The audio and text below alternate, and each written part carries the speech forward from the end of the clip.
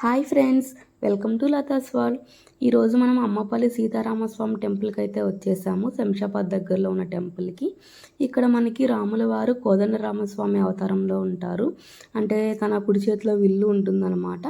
అందుకని కోదండరామస్వామిగా పిలుస్తారు. అలాగే మనకి దేవి అలాగే లక్ష్మణులు కూడా ఉంటారనమాట ఈ ఆలయంలో. అందుకని చెప్పేసి సీతమ్మవారు ఉంటారు అని చెప్పేసి అమ్మపల్లి అని కూడా పిలుస్తూ ఉంటారనమాట ఈ టెంపుల్ని. సో మేమైతే ఈ టెంపుల్కి స్టార్ట్ అయిపోయాము. ఉదయాన్నే మేము 6:30కి ఇంటి దగ్గర స్టార్ట్ అయిపోతే మేము వెళ్ళేసరికి మాకు 7:30 అలా అయింది, ఎర్లీ మార్నింగు. సో సమ్మర్ కదా, కొంచెం ఎర్లీగా కంప్లీట్ చేసేసుకొని వద్దామని చెప్పి స్టార్ట్ అయిపోయాము. ఈ వీడియోలో మనకి అన్ని డీటెయిల్స్ ఇస్తాను, కంప్లీట్గా చూడండి, స్కిప్ చేయకుండా ఎక్కడ. సో ఇదన్నమాట మెయిన్ ఎంట్రన్స్. మనకి ఎంటర్ అవ్వగానే ఇలాగా ఒక ఆర్చ్ లాగా ఉంటుంది. మనం ఇక్కడ నుంచి ఇట్లా లోపలికి వెళ్ళిపోగానే మనకి స్టార్టింగ్లో బైక్ పార్కింగ్కి దానికి టికెట్ అనేది ఇస్తారనమాట. బైక్ అయితే 10 రూపీస్ తీసుకున్నారు. మనకి ఇక్కడ పార్కింగ్ అని ఉంది, బట్ ఇక్కడ పార్క్ చేయకుండా మనం కొంచెం లోపలికి వెళ్ళిన తర్వాత టెంపుల్ ఎదురుగా ఒక ప్లేస్ ఉందన్నమాట. ఇక్కడ కళ్యాణ మండపం ఉంటుంది టెంపుల్ది. దానికి ఎదురుగా మనకి కార్కి బైక్కి మొత్తం పార్కింగ్ అక్కడే ఇచ్చేశారు. సో మనం డైరెక్ట్గా వచ్చి ఇక్కడ పార్క్ చేసుకొని డైరెక్ట్గా గుడి లోపలికి వెళ్ళిపోవచ్చు, కళ్యాణ మండపం ఎదురుగా పార్క్ చేసేసుకొని. సో మేము కూడా ఇక్కడ బైక్ అది పార్క్ చేసుకొని ఫస్ట్ అయితే దర్శనానికి వెళ్ళిపోయాం. ఎర్లీ మార్నింగ్ కదా, కొంచెం క్రౌడ్ అయితే తక్కువగానే ఉంది. గోపురం మాత్రం చాలా బాగా అనిపించింది. దానికి తోడు ఇక్కడ ముందు ఈ ఏనుగులు ఇవి ఉండడం చూడడానికి అయితే చాలా బాగుంది. ఇక్కడ టెంపుల్ టైమింగ్స్ అనమాట. మార్నింగ్ 6:30 నుంచి మధ్యాహ్నం 1 గంట వరకు, మళ్ళీ మధ్యాహ్నం 3:30 నుంచి రాత్రి 7 గంటల వరకు అనమాట. సో ఇలా ఎంటర్ అవ్వగానే మామిడి చెట్టు, అలాగే ఇక్కడ ధ్వజస్తంభం ఇవన్నీ చూస్తే చాలా బాగా అనిపిస్తున్నాయి. అలాగే మనకి ఆంజనేయ స్వామి కూడా ఉంటారనమాట ఇక్కడ ధ్వజస్తంభం దగ్గర. సో టెంపుల్ అయితే చాలా పీస్ఫుల్గా ప్రశాంతంగా ఉంది. మొత్తం చెట్లే ఉండడం వల్ల కూడా మనకి చాలా ప్రశాంతంగా ఉందన్నమాట అంతా.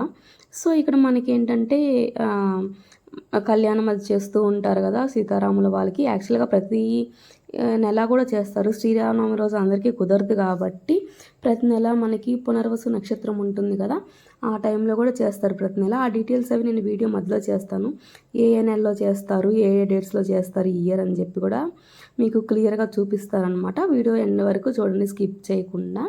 సో మేము ఫస్ట్ అయితే గుడి మొత్తం చుట్టూరు ఎలా ఉంది అని చెప్పేసి చూసి ఒక ప్రదక్షిణ లాగా చేసి తర్వాత దర్శనానికి వెళ్దామని చెప్పి ఫస్ట్ అయితే స్టార్ట్ చేసాము. ఇక్కడ లెఫ్ట్ సైడ్లో మనకి నాగవయ్య టెంపుల్ ఉంది. నాగవయ్య స్వామి దగ్గరనే మనకి ముడుపులు అన్నీ ఉన్నాయన్నమాట. అంటే ఇది పెళ్ళిళ్ళకు సంతానానికి కొంచెం ఈ టెంపుల్ ఫేమస్ కదా. సో అలా పెళ్ళి కాని వారు, సంతానం లేని వారు ముడుపులు అలా కట్టేసుకొని తర్వాత వాళ్ళ కోరికలు చీటీలో రాసి జై శ్రీరామ్ అని చెప్పి రాసున్నారనమాట. అవన్నీ కూడా నాగవయ్య స్వామి దగ్గర చెట్టు దగ్గర పెట్టేస్తున్నారు. సో ఇది అయిపోయిన తర్వాత మేము టెంపుల్కి ప్రదక్షిణకి అయితే స్టార్ట్ అయిపోయాము. ఇది టెంపుల్ సైడ్ నుంచి వ్యూ అన్నమాట. ఇది ఎప్పుడో 13వ శతాబ్దంలో కట్టిన గుడి. అప్పటి నుంచి కూడా ఏమీ కన్స్ట్రక్షన్ కానీ మళ్ళీ రీకన్స్ట్రక్షన్ ఏం చేసినట్లేరు. బట్ అప్పుడు కట్టినా సరే ఆ యాంటిక్ వైబ్ కానీ అసలు చూస్తుంటే టెంపుల్ అయితే చాలా బాగుంది. ఖచ్చితంగా మీకు ఎప్పుడైనా టైం కుదిరితే ప్లాన్ చేసుకొని ఖచ్చితంగా ఈ టెంపుల్కి అయితే వెళ్ళండి. సో మనం ఇట్లా వెళ్తూ ఉంటే మనకి మామిడి చెట్లు అలాగే కొబ్బరి చెట్లు అన్నీ గుడి చుట్టూరు ఉన్నాయన్నమాట. నేను ఫస్ట్ టైం ఆ గుడి లోపల ఇన్ని చెట్లు చూడడం అయితే ఈ టెంపుల్లోనే. అంటే చెట్లు ఉంటాయి, బట్ అసలు ఆ మామిడి చెట్లు చూస్తుంటే ఆ వైబే చాలా బాగుంది. దానికి మేము ఎర్లీ మార్నింగ్ వెళ్ళాము కదా, చాలా పీస్ఫుల్గా అనిపించింది. కొంచెం క్రౌడ్ కూడా తక్కువ ఉందన్నమాట. మనకి ఇక్కడ అలాగే ప్రసాదం కౌంటర్ కూడా ఉంది, పులిహోర లడ్డు అది. బట్ ఎర్లీ మార్నింగ్ అయితే ఓపెన్ చేయలేదు. 7:30, 8 ఆ టైం వరకు అయితే ఓపెన్ చేయలేదు. మేబీ 9 తర్వాత ఓపెన్ చేస్తారేమో.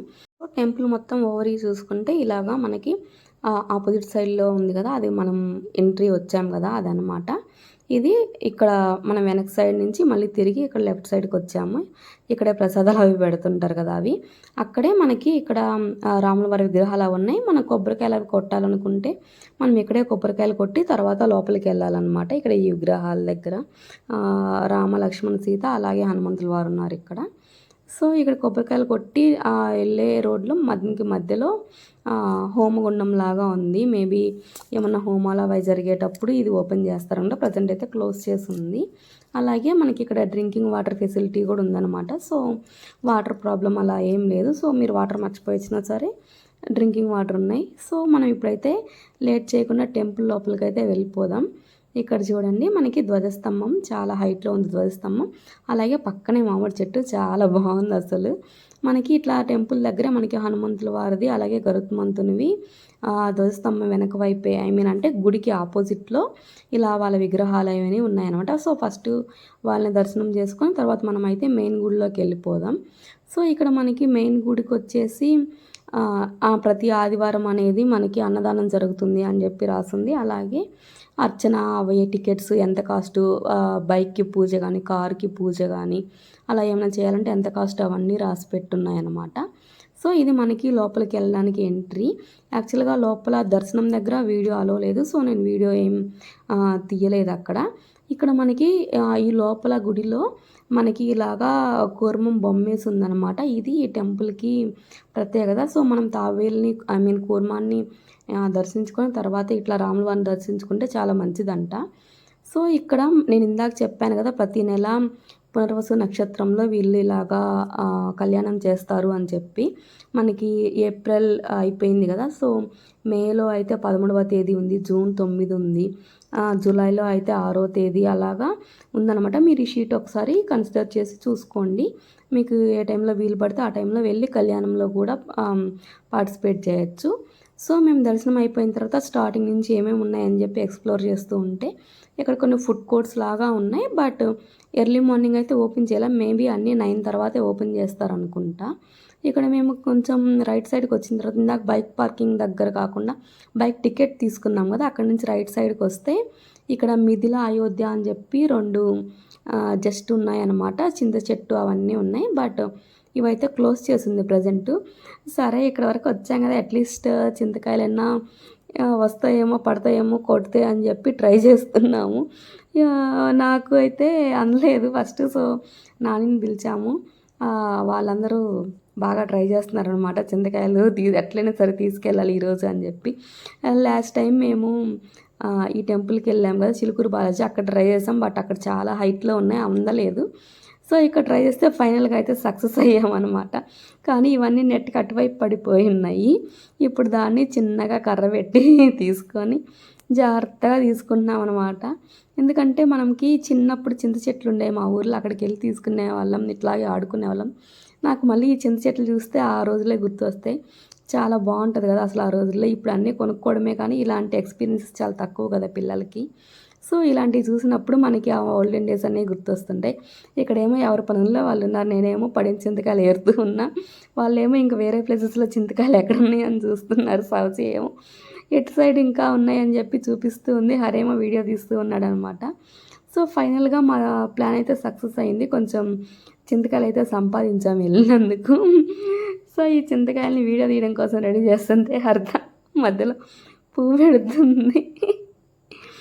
సో ఫైనల్గా మేము సాధించిన చింతకాయలు అయితే ఇవన్నమాట. ఇక్కడ నుంచి ఇంకా నెక్స్ట్ ఏమేమి ఉన్నాయా అని చెప్పి చూసుకుంటూ వెళ్దామని చెప్పి వెళ్తుంటే లెఫ్ట్ సైడ్లో మాకు ఇంకొక టెంపుల్ కనిపించింది. సో అక్కడ 2 టెంపుల్స్ ఉన్నాయన్నమాట. అంటే ఒకటి వచ్చేసి శివుని టెంపుల్ ఉంది, ఇంకొకటి వచ్చేసి ఆంజనేయ స్వామి టెంపుల్ ఉంది. సో ఫస్ట్ మనకి శివుని టెంపుల్ దగ్గరికి వెళ్తాము. శివుని టెంపుల్ దగ్గర లోపల వీడియో అలో లేదు. సో నేను లోపల వీడియోస్ ఏం తీయలేదన్నమాట, అలో లేదు కదా ఎందుకులే అని చెప్పేసి. ఇక్కడ ఈ శివుని టెంపుల్కి ఆపోజిట్ సైడ్లో ఉన్నటువంటి ఆంజనేయ స్వామి టెంపుల్కి మధ్యలో మనకి నాగవయ్య అలాగే మనకి నటరాజు ఉంటారు కదా, వాళ్ళ విగ్రహాలు ఉన్నాయన్నమాట. సో ఇక్కడ మనం శివుని టెంపుల్ని చూస్తే మనం ఇందాక వెళ్ళిన టెంపుల్ కనిపిస్తుంది. అలాగే మనకి లెఫ్ట్ సైడ్లో మనం తిరిగి రిటర్న్ వెళ్ళిపోతాం కదా, ఆ రోడ్డు కనిపిస్తుంది అనమాట. సో మేము ఇక్కడ శివుని దర్శనం చేసుకొని అలాగే ఇక్కడ నాగవయ్య అని చెప్పాను కదా, నాగవయ్య దర్శనం చేసుకొని అలాగే పక్కన నటరాజు ఉన్నారనమాట. ఇక్కడ దర్శనం చేసుకొని నెక్స్ట్ అయితే ఇది ఆంజనేయ స్వామి టెంపుల్కి అయితే వెళ్ళాము. కాకపోతే ఆంజనేయ స్వామి టెంపుల్ ఈరోజు ఎందుకో లాక్ వేసి ఉంది. డోర్ అది ఏం ఓపెన్ చేసి లేదన్నమాట. ఓకే సరే, డోర్ ఓపెన్ చేసి లేకపోయినా మనకి ఆ గ్రిల్స్లో నుంచి దేవుడు కనిపిస్తున్నారు. సో జస్ట్ వెళ్ళేసి దర్శనం చేసేసుకున్నాము ఆంజనేయ స్వామిని. ఇక్కడ దర్శనం చేసేసుకున్న తర్వాత బయటకు వస్తుంటే మాకు ఇక్కడ ఒకటి కనిపించింది. అది ఏంటంటే మనము రామకోట రాస్తూ ఉంటారు కదా అందరూ. ఆ రామకోట రాసిన పుస్తకాలన్నీ కూడా ఒక ప్లేస్లో వేస్తారనమాట. చూపిస్తాను అది కూడా ఎక్కడుంది అని చెప్పేసి. సో ఇది ఇక్కడ నుంచి చూస్తుంటే కోనేరు ఉంది కదా, కోనేరు వ్యూ అనమాట ఇక్కడ నుంచి. సో మనం బయటకు వెళ్ళి డైరెక్ట్గా కోనేరు దగ్గరికి అయితే వెళ్ళిపోదాము. ఇక్కడ నుంచి కోనేరు వ్యూ అది కదా. నేను ఇప్పుడు ఆల్రెడీ చెప్పాను కదా, మనం రామకోట రాసిన పుస్తకాలు అవన్నీ కూడా ఇక్కడ పెట్టొచ్చు అని చెప్పి. ఇవి చూడండి, కొన్ని విగ్రహాలు, కొన్ని పటాలు మేబీ ఇంటి దగ్గర వద్దు అనుకున్నవి తీసుకొచ్చి ఇక్కడ పెట్టేసినట్టున్నారు.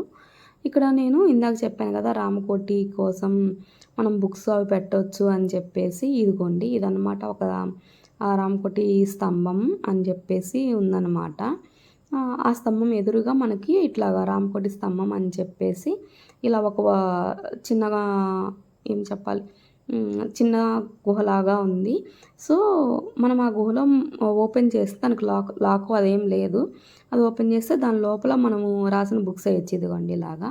ఆల్రెడీ ఎవరైతే రామకోటి కంప్లీట్ చేస్తారో వాళ్ళు బుక్స్ అవి కంప్లీట్ చేసినవి ఇక్కడ పెట్టారు. మీరు కూడా ఒకవేళ రామకోటి రాసుంటే తీసుకొచ్చి ఇక్కడ పెట్టేసేయచ్చు అనమాట. దీనికి ఆపోజిట్లోనే మనకి ఎగ్జాక్ట్గా ఆ రామకోటి స్తంభం ఉంది. సో ఇంక మేము లోపలికి వెళ్తుంటే ఇక్కడ కొబ్బరికాయలు అమ్మే షాపు అవి కూడా మార్నింగ్ అయితే ఓపెన్ చేయలేదు. సో మీరు ఎర్లీ మార్నింగ్ వచ్చేపడితే కొబ్బరికాయ అవి మీరు తెచ్చేసుకోండి. 9 తర్వాత అలా అయితే అవసరం లేదనుకుంటా. సో ఇక్కడ మనకి కోనేరు ఉంది కదా, కోనేరులోకి వెళ్ళేటప్పుడు కొన్ని నోటీసులు అయితే ఉన్నాయన్నమాట. ఇక్కడ ఫోటోషూట్స్ అవి జరుగుతుంటాయి కదా, ఫోటోషూట్కి 3000 పే చేసి మనం రిసిప్ట్ తీసుకోవాలి. అప్పుడే మనము ఫోటోషూట్కి అలోడ్ అనమాట, కెమెరాస్తో. అలాగా డ్రోన్ అయితే అలో లేదు. ఒకవేళ మీరు ఫోటోషూట్ తీసుకునే టైంలో గోడలు అవి వాటి మీద అలా ఏం కూర్చోకూడదు అని చెప్పేసి నోటీసులు పెట్టున్నారనమాట. అలాగే ఇక్కడ ఫోటోషూట్ చేసేటప్పుడు రూల్స్ అండ్ రెగ్యులేషన్స్ కూడా ఉన్నాయి. డ్రోన్ లేదు, కెమెరాతోనే తీసుకోవాలి. అలాగే ఈ pre wedding, post wedding, maternity ఇవే తీసుకోవాలి. కలర్ స్మోక్ వాడకూడదు, ప్లాస్టిక్ అవాయిడ్ చేయండి. అలాంటివి చాలా రూల్స్ అవన్నీ ఉన్నాయన్నమాట. సో మీరు ఇక్కడ ఫోటోషూట్ తీసుకునే ముందు జస్ట్ ఈ రూల్స్ ఇవన్నీ తెలుసుకొని తర్వాత ఫోటోషూట్కి రిసిప్ట్ అవన్నీ తీసుకుంటే బెటర్ అనమాట. సో నేను కోనేరు దగ్గరకు అయితే వచ్చేసాను.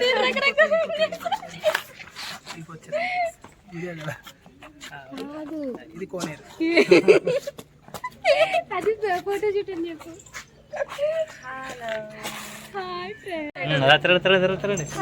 తిరగండి, రండి ఇటు తిరగండి.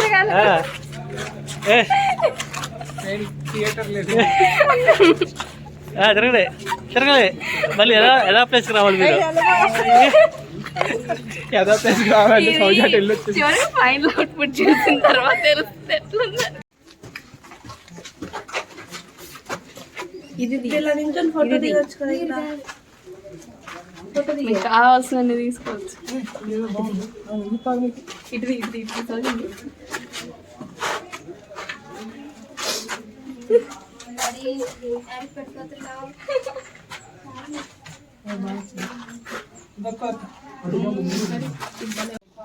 కొత్త పెళ్లి జంట తీసుకుంటున్న ఫోటోలు. ఓ వావ్, ఎవరి సావిత్రి మహానటి ఏమంటారు? జెమిని గణేష్ అంట.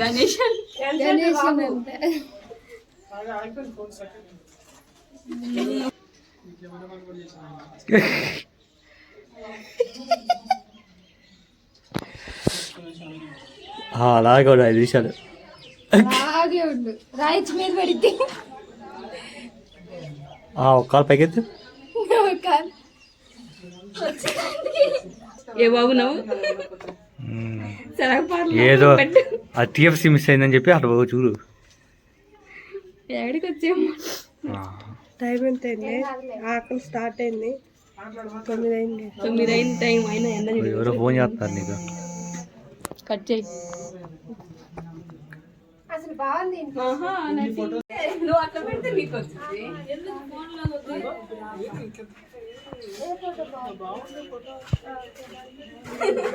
ఇంకా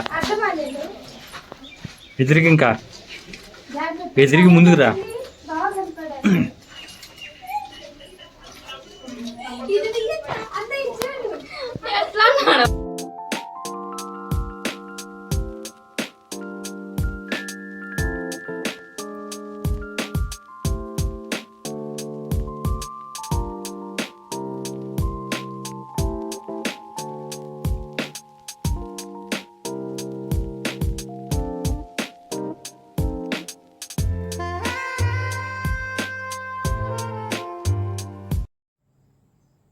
మనం కోనేరు నుంచి బయటకు రాగానే ఎదురుగా మనకి ఇట్లాగా పావురాలు అవన్నీ కూడా గూళ్ళు కట్టుకొని ఉంటున్నాయి అన్నమాట. ఇక్కడ ఇదిగోండి, ఇక్కడ పైన పావురాలు గూళ్ళు అవన్నీ ఉన్నాయంట. చాలా పావురాలు ఉన్నాయి.